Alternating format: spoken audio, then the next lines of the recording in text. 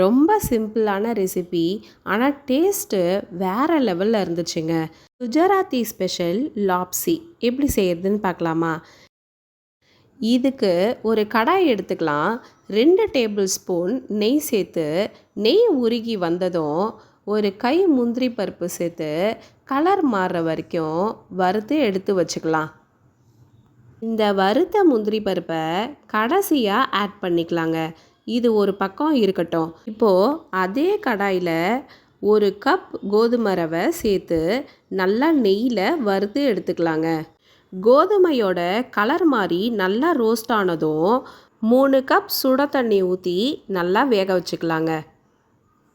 இது 1:3 ரேஷியோவில் வேக வச்சுக்கலாம்.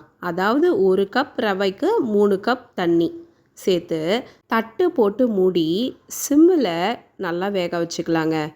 கோதுமை ரவை இப்போ நல்லா வெந்ததும் கோதுமை ரவை ஆட் பண்ண அதே கப்பில் 1 கப் வெல்லம் சேர்த்து நல்லா கிளறி விட்டுக்கலாங்க.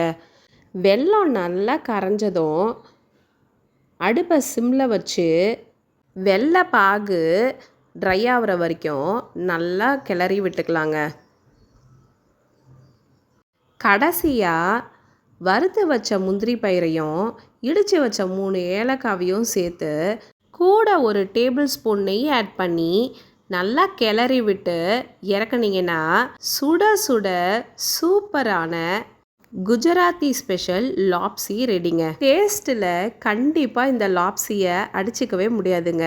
இதே மாதிரி இன்ட்ரெஸ்டிங்கான ரெசிபீஸ்லாம் தெரிஞ்சுக்கணுன்னா பேஜை ஃபாலோ பண்ணிக்கோங்க.